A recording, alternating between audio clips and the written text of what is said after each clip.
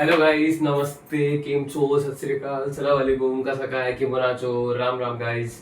और भी कुछ रह गया हो तो उनको भी हेलो, ठीक है। आई होप सब बढ़िया होगे, बढ़िया हो मस्त। कल तो भाई मजे करे हैं मैंने भी। आज मैं आ गया हूँ, ठीक है। बिजनेस पढ़नी थी आज हम लोग। कल मैंने अकाउंट्स का चैप्टर 2 का इंट्रोडक्शन डाल दिया। आई होप अच्छा लगा होगा। कल से चालू करते हैं हमारे कल उसके भी, कल से नहीं आएगा, परसों से, ठीक है।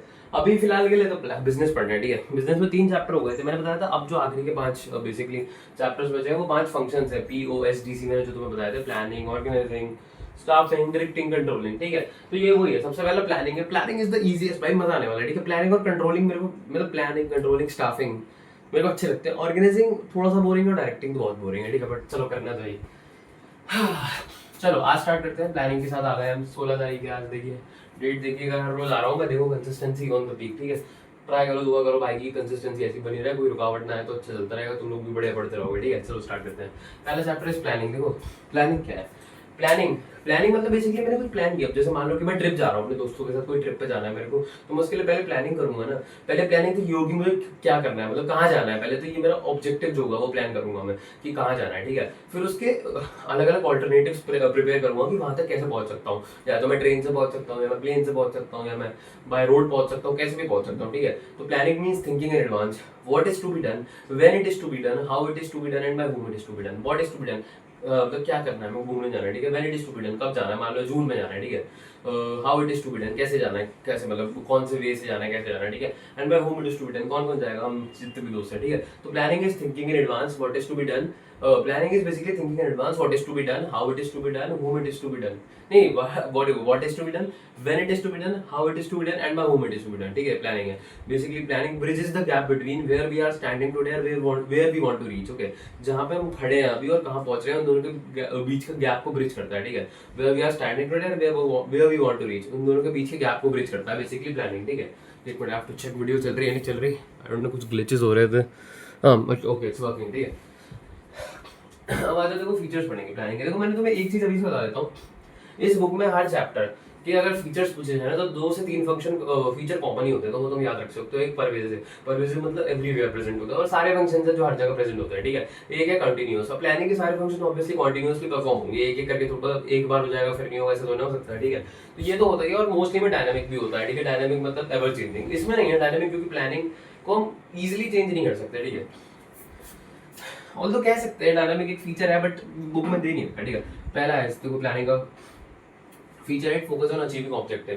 भाई प्लानिंग किसी ऑब्जेक्टिव के लिए की जाती है, ठीक है। तो it focus on achieving objective, कैसे करना है, क्या होगा उसमें, क्या क्या ऑल्टरनेटिव्स होंगे, और एक बेस्ट ऑल्टरनेटिव सेलेक्ट करते हैं कि किससे हमारा काम होगा, ठीक है।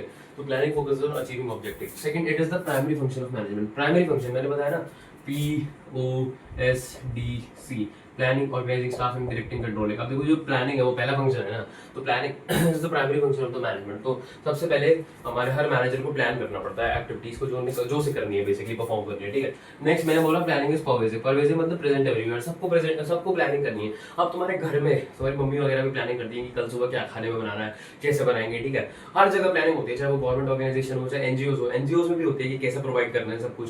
नॉर्मल ऑर्गेनाइजेशन में तो होती ही होती है, ठीक है। और सारे लेवल्स पे भी होती है, top level, middle level, lower level, ठीक है। Next it is forward looking. अब प्लानिंग फॉरवर्ड लुकिंग है, क्यों भाई? प्लानिंग तो फ्यूचर के लिए बनाई जाती है ना, फॉरवर्ड फ्यूचर के लिए की जाती है। इसको फ्यूचरिस्टिक भी बोल सकते हैं, ठीक है। Planning is futuristic slash forward looking, ठीक है। अब तो बताइए, प्लानिंग की जाती है वो फ्यूचर के लिए की जाती है या बाद के लिए की जाती है। प्लानिंग कभी पीछे के लिए नहीं करी जाती, तो obviously it is forward looking कि आगे क्या करना है, ठीक है। Next is it involves decision making. नहीं, पहले आ गया इट इज कॉन्टिन्यूअस। कॉन्टिन्यूअस मैंने बताया हर जगह कॉन्टिन्यूअस मतलब प्लानिंग फंक्शन ये नहीं कि एक बार तुमने प्लान कर दिया फिर तुम थम जाओगे, ठीक है। जब वो प्लान अचीव हो जाएगा तो तुम्हें और प्लान्स देने पड़ेंगे टाइम टू टाइम, ठीक है। तो planning is a continuous process, her manager को रेगुलरली करना पड़ता है प्लानिंग, ठीक है। I am sorry. Next is planning, it involves decision making, ठीक है। देखो प्लानिंग में ना, जब तुम एक ऑब्जेक्टिव सेट करते हो कि मेरे को ये अचीव करना है, तो वो अचीव करने के लिए मान लो हमारी कंपनी ने एक गोल बनाया है कि हमको सेल्स बढ़ानी है 10% से। तो बहुत तरीके हैं सेल्स 10% बढ़ाने के। या तो हम ऐसा कर सकते हैं, एडवर्टीजमेंट करें, अग्रेसिव एडवर्टीजमेंट करें, या फिर हम लोग कुछ बेनिफिट्स दें कस्टमर्स को, या फिर बस सेल्स प्रमोशन पे ध्यान दें। ये सब चीज़ें, बहुत सारी चीज़ें हो गई, ठीक है। तो बहुत सारे ऑल्टरनेटिव होता है, तो उनमें से हमें एक को सिलेक्ट करना होता है, तो वो डिसीजन मेकिंग हो गया, क्योंकि हमें इतने सारे ऑल्टरनेटिव्स में से किसी एक को सिलेक्ट करना है। तो इट इन्वॉल्व्स डिसीजन मेकिंग, क्योंकि हमें बहुत सारे में से किसी एक को चूज करना है, तो it involves decision decision making, ठीक है। Last is it is a mental exercise. Mental exercise मतलब इसमें दिमाग यूज होता है, क्योंकि अब जब तुम प्लानिंग करोगे, प्लानिंग के तो बहुत सारे ऑल्टरनेटिव्स देखोगे, तुम सारे ऑल्टरनेटिव्स को अच्छे से एनालाइज करोगे कि इसके ये पॉजिटिव्स है, इसके पॉजिटिव्स है, इसके नेगेटिव्स है, इसके नेगेटिव्स है। तो प्लानिंग में मेंटल एक्सरसाइज है, क्योंकि इसमें बहुत ज्यादा दिमाग लगता है और अच्छे से यूटिलाइज करना पड़ता है मेंटल को, अपनी मेंटल एबिलिटी को बेसिकली, ठीक है। ये होगा। फिर आ गया इंपॉर्टेंस ऑफ प्लानिंग। तो प्लानिंग की इंपॉर्टेंस क्या है? पहले तो इट प्रोवाइड्स डायरेक्शन। अगर तुमने किसी चीज अगर तुमने कुछ प्लान ही नहीं कर रखा होगा, तुम काम कैसे करोगे, ठीक है। मान लो अब तुम लोग भी पढ़ाई कर रहे हो, किसी प्लान से पढ़ाई कर रहे हो, अगर तुम लोग को कोई प्लान ही नहीं होगा तो तुम पढ़ाई कैसे कर पाओगे, ठीक है। अब मैं भी अपने टाइम में पढ़ता, तो मेरा प्लान ये था कि मैं दिन में 2 घंटा पढ़ूंगा, 1 घंटा थ्योरी पढ़ लूंगा, 1 घंटा क्वेश्चन कर लूंगा, बस। मैं कुछ भी नहीं करता था, ठीक है। तो ऐसे तुम लोगों का भी कोई प्लान होगा जिसकी थ्रू तुम अचीव कर पाओगे अपने ऑब्जेक्टिव्स, ठीक है। मतलब अगर तुम्हारा कोई प्लान ही नहीं होगा भाई, तो तुम कैसे करोगे काम, ठीक है। बेसिकली अगर फर्म का कोई गोल ही नहीं होगा या कोई प्लान ही नहीं होगा, मतलब बेसिकली कोई प्लान ही नहीं होगा तो गोल कैसे अचीव करेगी, ठीक है। तो planning provides direction. Next, it reduces the risk of uncertainties.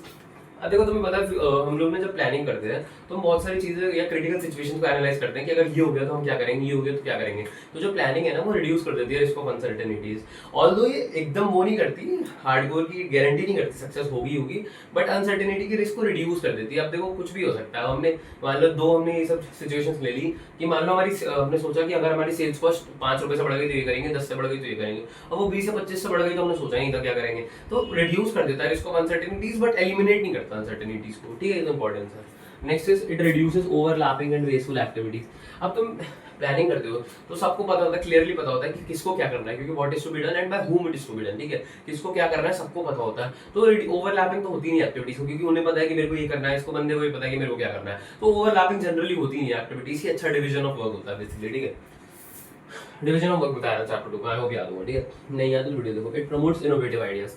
It promotes innovative ideas. देखो इनोवेटिव आइडियाज प्रमोट करती है, बट किसके करती है, देखो अब प्लानिंग देखो मेजरली देखो, अगर फॉर्म के लिए प्लानिंग सब नहीं करते, ठीक है। टॉप लेवल वाले प्लानिंग करते हैं, ठीक है। तो जो टॉप लेवल वाले होते हैं ना, उनकी बेसिकली इनोवेटिव आइडियाज को प्रमोट कर दिया, क्योंकि उनको बहुत सारे आइडियाज हो सकते हैं कि इस तरीके से भी अचीव होगा, इस तरीके से अचीव होगा। तो बहुत सारी चीजें उनके दिमाग में आ सकती है, ठीक है।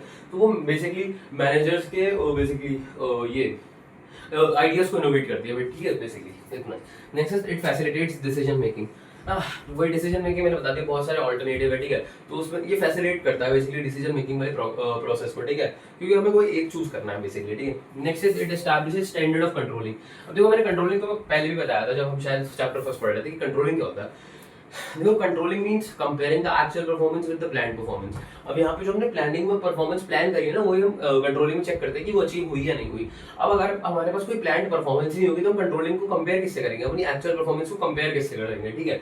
तो जो बेसिकली प्लानिंग है ना, वो स्टैंडर्ड प्रोवाइड करती है कंट्रोलिंग के लिए, क्योंकि हम कंट्रोलिंग जब करते हैं ना तो एक्चुअल परफॉर्मेंस को किसी स्टैंडर्ड से कंपेयर करते हैं, और वो स्टैंडर्ड हम प्लानिंग में देते हैं। बट अगर कोई स्टैंडर्ड ही नहीं होगा तो कंट्रोलिंग में मतलब वो कैसे करेंगे, कंपेयर कैसे करेंगे। मान लो हमारा गोल था 100 रुपए का, ठीक है। हमने मतलब नहीं 100 यूनिट सेल्स का, बट हमने 120 यूनिट सेल कर दी, ठीक है। तो अभी हमारे लिए अच्छा है बुरा है, अगर हमें पता है कि हमारा स्टैंडर्ड 100 का तो अच्छा है, बट हमें पता ही नहीं अगर स्टैंडर्ड इतना तो हम चेक ही नहीं कर पाएंगे, ठीक है। तो जो बेसिकली प्लानिंग है ना, वो एस्टैब्लिश करती है स्टैंडर्ड्स फॉर कंट्रोलिंग, ठीक है। अब देखो हर चीज की इंपॉर्टेंस मतलब होती है, बट लिमिटेशंस भी होती हैं, ठीक है। तो अब लिमिटेशंस क्या प्लानिंग की लिमिटेशंस है, तुम्हें बहुत आराम से याद हो जाएंगी, मेरे को रट गएंगी, ठीक है। पहली लिमिटेशन है इट लीड्स टू रिजिडिटी। देखो अब तुम एक प्लानिंग करते हो ना, मतलब बहुत बड़ा तुम कोई अपना ऑब्जेक्टिव बनाते हो, प्लान देते हो ना, तो उसके बाद उसे चेंज करना बहुत मुश्किल हो जाता है। प्लानिंग रिजिडिटी है, क्योंकि वो बहुत कॉस्ट इफेक्टिव है, ठीक है। तुम बहुत सारी चीजें अपने बहुत सारे रिसोर्सेज यूज करके एक प्लान बनाते हो, ठीक है। अब बट अगर वो वर्क नहीं करा तो एकदम से तुम उसे चेंज नहीं कर सकते, ठीक है। तो वो रिजिडिटी प्रमोट नहीं लीड करता है रिजिडिटी को, ठीक है। Next is it may not work in a dynamic environment. अब देखो तुम इतना पैसा खर्च कर रहे हो, सब कुछ कर रहे हो और अच्छे से प्लान बना रहे हो, बट फिर भी इट्स नॉट नेसेसरी कि it may work in not it may it work in dynamic environment, ठीक है। तभी इधर भी लिखा है it may not work in dynamic environment. कर सकती है, बट ऐसा भी हो सकता है ना करे, ठीक है। डायनामिक एनवायरनमेंट मतलब हमारे आसपास का जो बिजनेस एनवायरनमेंट है, तो मैं पिछले चैप्टर में बताया, वो एवर चेंजिंग है, ठीक है। हर दूसरे दिन चेंज हो जाता है, कभी कुछ हो गया, कभी कोई social legal economic political technology में कोई भी चेंजेस आ गए तो उसकी वजह से बहुत इफेक्ट पड़ता है बिजनेस में इनडायरेक्टली, ठीक है। तो it may not work in dynamic environment. Third it reduces creativity. अभी अब तुम कहोगे भैया अभी तुमने यहाँ बोला था कि इट यहाँ पे देखो क्या लिखा है, इट प्रमोट्स इनोवेटिव आइडियाज, ठीक है। अब तुम यहाँ पे बोल रहे हो रिड्यूसेस क्रिएटिविटी, इसका क्या मतलब है भैया। अब देखो मैंने बोला कि ये प्रमोट करता है इनोवेटिव आइडियाज, बट किसके करता है, टॉप लेवल वालों के आइडियाज को बेसिकली प्रमोट करता है, ठीक है। क्योंकि जो प्लानिंग है वो बेसिकली टॉप लेवल वाले करते हैं, लोअर लेवल और मिडिल लेवल वाले जनरली नहीं करते, वो बस प्लान्स को फॉलो करते हैं, ठीक है। तो लिमिटेशन में आ गया रिड्यूसेस क्रिएटिविटी। तो ये रिड्यूस किसी कर रहा है क्रिएटिविटी, ये मिडिल लेवल और लोअर लेवल वालों की क्रिएटिविटी को रिड्यूस कर रहा है, क्योंकि दिमाग तो उन पे भी है ना भाई, उनको भी पता है, क्या पता ऐसे अचीव हो जाए गोल, और क्या पता सही में वो अच्छी चीजें सोच रहे हो कि ऐसे गोल सही में अचीव हो जाए, ठीक है।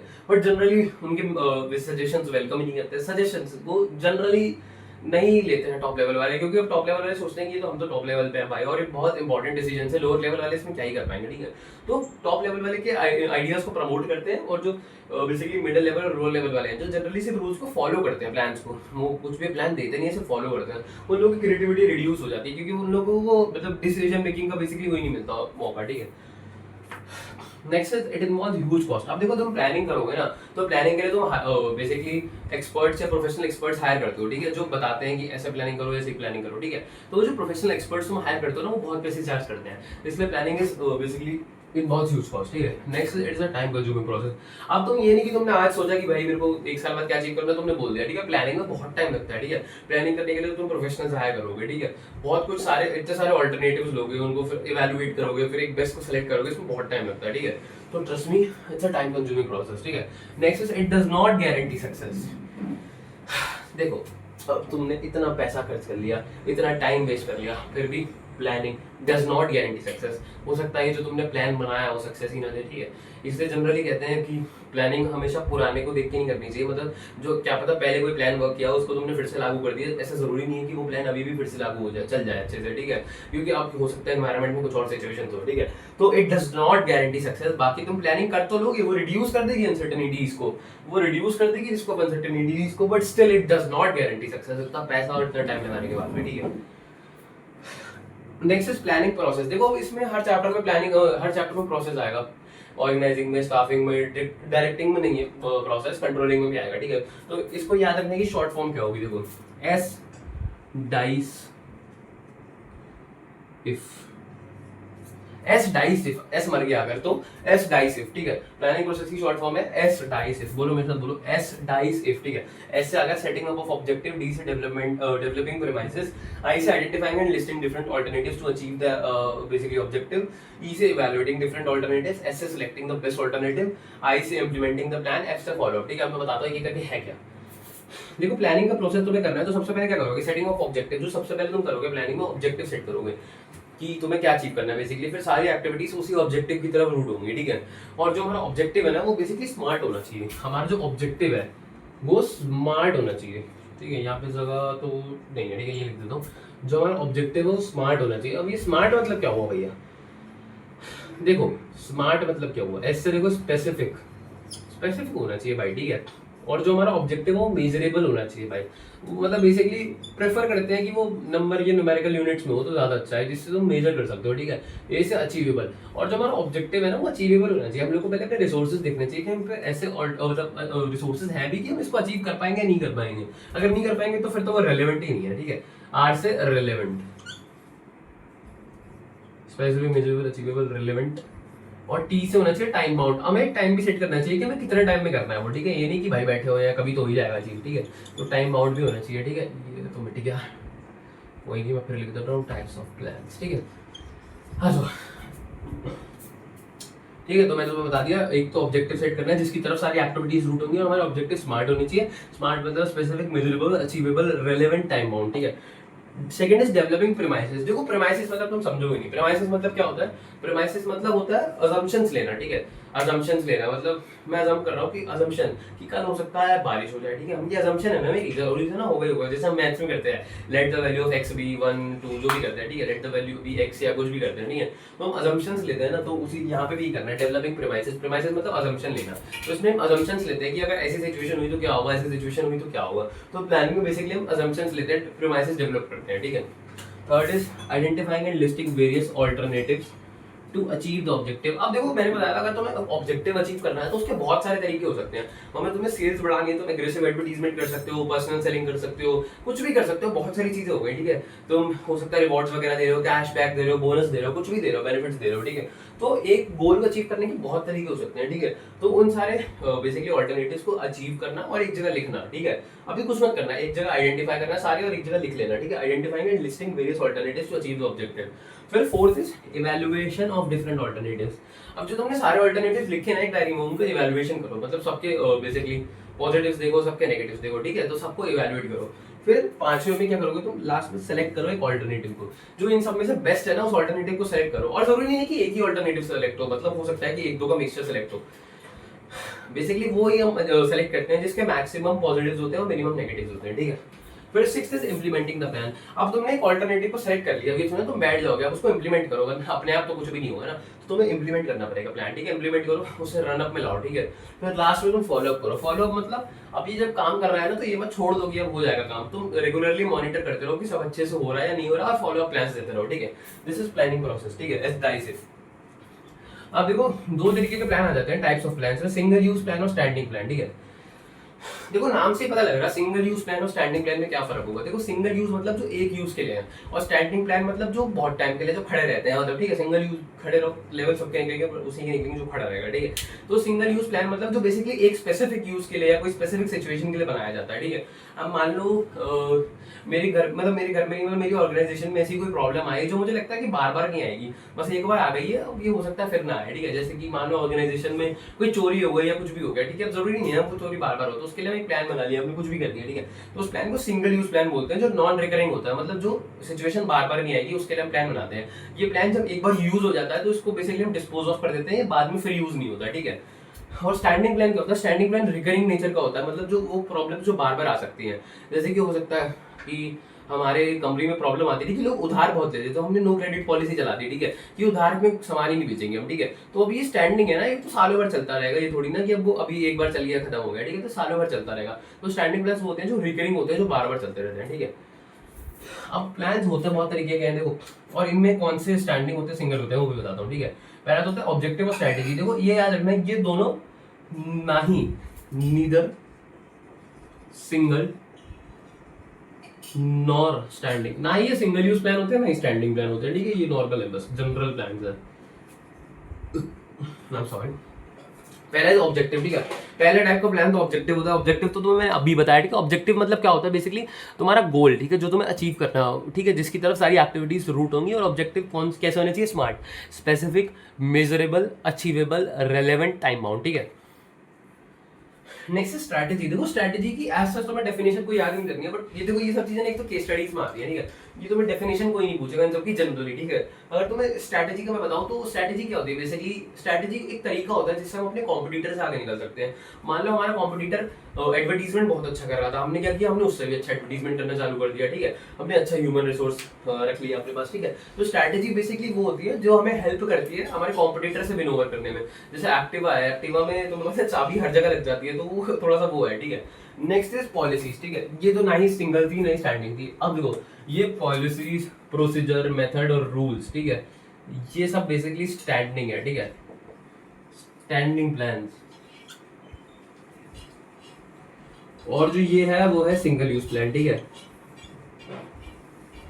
अब देखो पॉलिसीज क्या होती है, वैसे देखो पॉलिसीज क्या होती है, जो हमारी पॉलिसीज होती है ना, policies are the customised way of handling the problems, ठीक है। जो बेसिकली फर्म होती है ना, उसका कस्टमाइज्ड भी होता है हैंडलिंग का प्रॉब्लम का। जैसे मान लो मैंने अभी बताया था कि एक अब मेरी फर्म में एक सिचुएशन आ रही थी कि लोग लोन बहुत ले रहे थे। हाँ तो देखो मैंने बताया कि जो हमारे सिंगल ये बेसिकली ये वाले जो प्लान्स है, सारे स्टैंडिंग प्लान्स और जो प्रोग्राम्स और बजट है, ठीक है, ये हमारे सिंगल यूज प्लान्स है, ठीक है। तो अब मैं तुम लोग क्या बता रहा था, मैंने स्ट्रैटेजी बता दी कैसे विन ओवर करते हैं, ठीक है, अपनी कॉम्पिटिटर से, ठीक है। जैसे मैंने बेसिकली अभी वो बताया था कि जैसे एडवर्टीजमेंट उनसे बेटर कर रहा था वैसा, ठीक है। अब हमने बताया पॉलिसीज। पॉलिसी क्या होता है, policies companies own customised way of handling problems, मतलब उनका अपना वे होता है प्रॉब्लम हैंडल करने का जो सबका अलग हो सकता है, ठीक है। मान लो कि मेरे फर्म में ना बहुत सारे ऑर्डर्स लोन पे जा रहे थे, क्रेडिट में जा रहे थे, ठीक है, और हम मेरा पैसा मर रहा था उसकी वजह से, क्योंकि लोग जब मेरे से लोन लेके जा रहे थे और जब उनको पेमेंट करने का टाइम आता था वो कहते थे भैया 100 रुपये डिस्काउंट दे दो, 1000 रुपये डिस्काउंट दे दो, तो उसकी वजह से मेरा पैसा मर रहा था, ठीक है। तो मैंने क्या किया, मैंने अपनी दुकान के ऊपर चिपका दिया नो क्रेडिट पॉलिसी। भाई सामान लेके जाना है तो कैश में लेके जाओ, कोई क्रेडिट पॉलिसी नहीं है। अब सब फर्म का अपना अलग तरीका हो सकता है इसका हैंडल करने का, ठीक है। तो policies the basically companies own customised way of handling problems, ठीक है। जैसे मेरी कंपनी का था, मैंने नो क्रेडिट पॉलिसी लगा दी, हो सकता है कोई कुछ और करे, ठीक है। नेक्स्ट इज प्रोसीजर्स, ठीक है। अरे वो पॉलिसी का बता रहे हैं, प्रोसीजर क्या होता है। प्रोसीजर मतलब होता है कि प्रोसीजर मतलब बेसिकली प्रोसीजर जैसे मैंने तुम्हें यहाँ भी बताया था कि एक हमारी जो बेसिकली मैनेजमेंट है ना, इसका एक प्रोसीजर होता है। जैसे ये है फंक्शन होते हैं POSDCA, ठीक है। Planning, organising, staffing, directing, controlling. Procedure मतलब स्टेप्स होता है, ठीक है, मतलब एक क्रोनोलॉजिकल ऑर्डर में स्टेप्स, मतलब जो हमें स्टेप बाय स्टेप फॉलो करने हैं, ठीक है। तो procedure are the steps to achieve something, ठीक है। बेसिकली मान लो मुझे कुछ जैसे कि मान लो मेरे को कुछ चाय बनानी है, ठीक है, चाय बनाने के लिए स्टेप्स है, ठीक है। तो वैसे देखा जाए तो चाय में अलग अलग हो सकता है कि कोई पहले दूध डाल रहा है, कोई वो डाल रहा है, पानी डाल रहा है, कोई कुछ भी पहले डाल सकता है, ठीक है। बट जो प्रोसीजर होते हैं ना वो क्रोनोलॉजिकल ऑर्डर में होते हैं, मतलब जैसे वो गिवन होते हैं उनको वैसे ही परफॉर्म करना होता है, ठीक है। तो procedures are the step to achieve anything, steps, ठीक है, स्टेप्स होते हैं बेसिकली अचीव करने के कुछ भी, ठीक है। फिर आ गया मेथड। देखो प्रोसीजर कहते हैं स्टेप, मतलब कैसे अचीव करना है। अब सीढ़ी चढ़ते हो तो एक के बाद एक चढ़ते हो, नहीं तो ना एक पहले के बाद 10वीं चढ़ दी सीधा। तो प्रोसीजर अब कोई छलांग मार दे वो अलग बात है, ठीक है। तो 1 से 10 पे कैसे मारेगा, 10 से 1 में मारेगा तो हाँ, ठीक है। तो procedure are basically steps. But जो मेथड होता है, मेथड तुम्हें पता है मेथड क्या हुआ, मेथड मतलब तरीका, मेथड मतलब वे ऑफ डूइंग वर्क, ठीक है, वे ऑफ डूइंग वर्क। या जैसे इसमें स्टेप्स था, ये था वे, मेथड मतलब वे, कैसे काम करना है, ठीक है, वे। जैसे कि तुम डेप्रिसिएशन निकालते हो 11th में, डेप्रिसिएशन के दो तरीके होते थे, मेरे को याद भी नहीं था। एक एसएलएम होता था, स्ट्रेट लाइन मेथड, और एक diminishing value method. Straight line method में तुम्हें पता था कि वो ओरिजिनल कॉस्ट मेथड बोलते थे शायद, है ना, तो कि वो ओरिजिनल कॉस्ट पे लगता था मशीनरी की डेप, और डिमिनिशिंग वैल्यू पे मतलब जो उसकी करेक्ट वैल्यू होती थी उस पे लगता था डेप, ठीक है। तो अब कंपनी का मन है कि वो कौन सा वे यूज करे डेप्रिसिएशन लगाने का, ठीक है। तो वे ऑफ अचीविंग समथिंग, ठीक है, तो जिससे यूनिफॉर्मिटी बनी रहे, सबको पता लगे, सबको पता चल जाए कि इसी तरीके से काम करना है। अब सब अलग तरीके से काम करेंगे तो अलग हो जाएगा ना। मान लो मैं अपने डिपार्टमेंट का डेप्रिसिएशन अलग तरीके से निकाल रहा हूँ, सब अलग तरीके से निकाल रहे हैं, तो अलग हो जाएगा, ठीक है। तो फिर नेक्स्ट इज रूल्स। देखो रूल्स क्या होते हैं, रूल्स मतलब मेरी कंपनी में बेसिकली रूल्स है। रूल्स मतलब रूल्स एंड रेगुलेशन जनरल की, अगर कोई कुछ ये नहीं करता तो उसको क्या करना है, मतलब कोई अगर कुछ गलत कर देता है या फिर कुछ इलीगल कर देता है तो उसे क्या करना है, ठीक है। तो rules basically specify what to do and what not to do, क्या करना है और क्या नहीं करना है, तो रूल्स वो बताते हैं, ठीक है। ये भी स्टैंडिंग प्लान से, क्योंकि एक बार रूल्स बन जाते हैं वो हमेशा के लिए रह जाते हैं, ठीक है। और जो बेसिकली रूल्स अचीव नहीं करता उनको हम लोग स्ट्रिक्ट वार्निंग्स दे सकते हैं, पेनल्टी ले सकते हैं, उनको काम से भी निकाल सकते हैं, कुछ भी कर सकते हैं, ठीक है। तो ये हो गए हमारे स्टैंडिंग प्लान, ठीक है। ये हमारे आखिरी जो दो हैं ये होगा सिंगल यूज प्लान। देखो प्रोग्राम, प्रोग्राम क्या होता है, तुम्हारी गली में कोई प्रोग्राम होता है जैसे, ठीक है। अब देखो प्रोग्राम मतलब प्रोग्राम एक कॉम्प्रिहेंसिव प्लान होता है बेसिकली, जिसमें हर चीज इंक्लूड होती है, सारी चीजें इंक्लूड होती है। अब तो मान लो जैसे कि तुम्हारी लोकेलिटी में या फिर तुम्हारी कंट्री है, ठीक है, तुम्हारी डिस्ट्रिक्ट में बेसिकली, या तुम्हारी डिस्ट्रिक्ट में तुम्हारी जगह पे जहाँ तुम रहते हो, मैं मान लो मैं जहाँ रहता हूँ दिल्ली में रहते हो, मान लो तुम कहीं भी रहते हो, ठीक है। तो वहाँ पे आसपास में कोई मॉल बन रहा है, ठीक है। तो मॉल बनने का एक प्रोजेक्ट होता है या फिर एक प्रोग्राम होता है कि हमने एक, हमारा प्रोग्राम है या प्रोजेक्ट है कि हमें एक मॉल बनाना है, ठीक है। तो उसमें ये सारी चीजें परफॉर्म होती है। तुम जनरली देखोगे कि एक ऑब्जेक्टिव परफॉर्म हो रहा है, स्ट्रेटेजी परफॉर्म हो रहा है, बट अगर तुम्हें एक मॉल बना रहा है तो उसके लिए तुम्हें हर चीज, तुम्हें ऑब्जेक्टिव भी है, तुम्हारा स्ट्रेटेजी भी है, तुम्हारी पॉलिसीज भी है, तुम्हें कैसे करना है सब कुछ, तुम्हारा प्रोसीजर भी है कि किस तरीके से कर रहा है, मेथड भी है, वे भी है, रूल्स भी है, बजट भी बनाते हो तुम, हर चीज बनते हैं। तो एक प्रोग्राम ना हमारा कॉम्प्रिहेंसिव प्लान होता है बेसिकली, जिसमें सब चीजें इंक्लूडेड होती है। जैसे कि तुमने एक बेसिकली प्लान बनाया कि तुम्हें माता का जगराता करवाना है, ठीक है। तो उसके लिए तुम्हें बहुत सारी चीजें करवानी पड़ेगी, तो उसमें सब कुछ इंक्लूड होता है। ये माता का जगराता तो फिर भी छोटा होगा, जैसे कि तुम्हें पूरा फिनिक्स मॉल या कुछ मॉल तुम्हें डेवलप करवाना है, ठीक है। तो उसमें सब कुछ इंक्लूड होता है, ठीक है, क्योंकि उसके तुम्हें हर चीज का बजट बनाना पड़ेगा, हर चीज के मेथड बनाने पड़ेंगे, प्रोसीजर बनाना पड़ेगा, तो हर चीज इंक्लूड होती है। ऑब्जेक्टिव भी होता है तुम्हारा, उसमें स्ट्रेटेजी भी होती है, ठीक है। तो बेसिकली तुम याद रखना बस कि programme is a comprehensive plan, ठीक है। अगर केस स्टडीज में आएगा तो तुम ऐसी चीज आएंगी कि मॉल कंस्ट्रक्ट हो रहा है, कुछ कंस्ट्रक्ट हो रहा है, तो उसके लिए कौन सा यूज होगा, तो बेसिकली प्रोग्राम यूज होगा, ठीक है। फिर 8th है बजट। देखो बजट की डेफिनेशन तो ये है कि budget is the estimated statements in numerical terms. अब तुम बजट जब बनाते हो ना, बजट जनरली एक साल का ही बनता है, ठीक है। तो ये सिंगल यूज प्लान है बेसिकली, कि तुमने सेल्स बजट बना दिया या कुछ भी बजट बना दिया, फाइनेंस बजट बना दिया, ठीक है। तो बजट बेसिकली न्यूमेरिकल टर्म्स में होता है हमेशा, ठीक है, कि अब तुम सेल्स बजट बना रहे हो तो तुम्हें इतनी यूनिट सेल्स करनी है, ठीक है। तो हमेशा वो मॉनिटरी टर्म्स में होता है, मॉनिटरी नहीं कहेंगे, न्यूमेरिकल टर्म्स में होता है हर समय, ठीक है।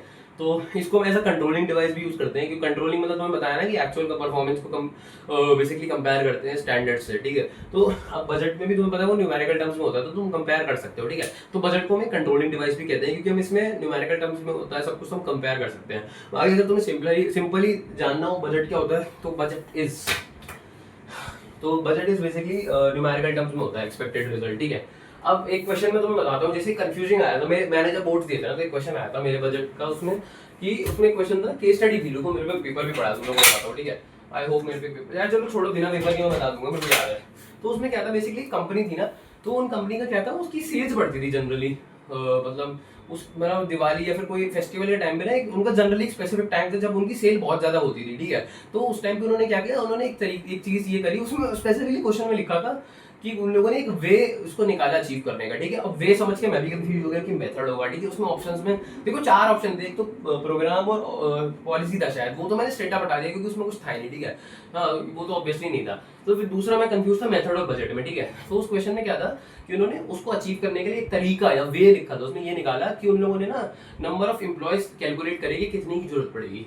अब मैं वे समझ के इतनी देर ये कंफ्यूज रहा कि मेथड होगा, मेरे बाजू वाला बैठा हुआ मेरे से कहता भाई वे मेथड लगा देते हैं, ठीक है। बट मेरे दिल ने कहा कि बजट होगा, और वो एक्चुअली में सही निकला, क्योंकि उसमें लिखा था ना कि नंबर ऑफ एम्प्लॉयज कितने चाहिए, और जो हमेशा मैंने पढ़ा है कि बजट हमेशा न्यूमेरिकल टर्म्स में होता है, ठीक है। तो मैं भी कंफ्यूज हुआ था, वाई के लिए तुम्हारी तरह वो कोई भी हो सकता है, ठीक है, मैं भी इंसान हूँ।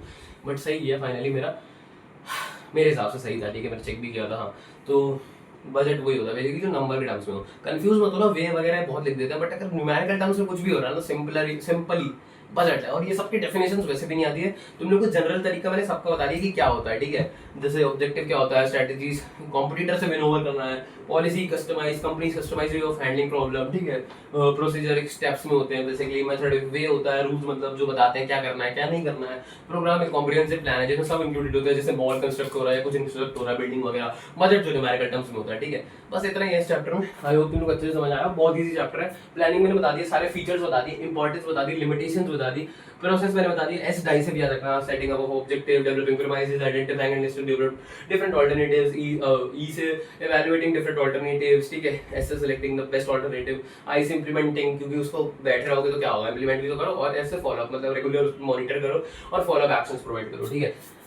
टाइप्स ऑफ प्लान्स मैंने बता दिए, सिंगल यूज प्लान और स्टैंडिंग सिंगल, मतलब जो नॉन रिकरिंग होते हैं बेसिकली एक स्पेसिफिक काम के लिए होते हैं, वो बार बार नहीं बनाए जाते, ठीक है। वो एक बार जैसे काम हो गया तो वो हट जाते हैं। अब जरूरी नहीं है सिंगल यूज प्लान एक साल के लिए हो, वो एक दिन के लिए भी हो सकता है, एक हफ्ते के लिए भी हो सकता है, एक महीने के लिए भी हो सकता है। बस जितना बड़ा काम है उतने बड़ा ही हो गया वो सिंगल यूज प्लान भी, ठीक है। स्टैंडिंग मतलब जो रिकरिंग होता है, जो हर साल यूज होता है, बस थोड़े बहुत उसमें एडवांस हो जाते हैं, चेंजेस हो जाते हैं, बट मतलब एक तरीके से प्लान चेंज नहीं होता, थोड़े बहुत उसमें चेंजेस हो जाते हैं, बट वो स्टैंडिंग है, मतलब वो रिकरिंग है, ठीक है, हमेशा यूज होता है। ऑब्जेक्टिव बता दिया, strategy, policy, procedure, method, rules, programme, budget सब बता दिया, ठीक है। तो बस आज की वीडियो में इतनी मिलते हैं क्या, मतलब तुम एक बार ही बता देता हूँ कि अब तुम मजे कर लेना इसके बाद, बट नोट्स पढ़ लेना, ठीक है। नोट्स बुक से भी पढ़ सकते हो, ये बुक सेल्फ सफिशिएंट है और इसमें अच्छा खासा लिखा है, ठीक है। बट बुक में बहुत ज्यादा लिखा है, अगर तुम्हें सही में अच्छे से पढ़ना है तो मैं नोट्स भी दूंगा, डिस्क्रिप्शन में लिंक है, टेलीग्राम का चेक करना, वहाँ पे मैं हैंड रिटन नोट्स दूंगा, तुम उससे भी पढ़ सकते हो, ठीक है। बाकी आज की वीडियो में इतना ही, मिलते हैं अगली वीडियो में, तब तक के लिए पीस।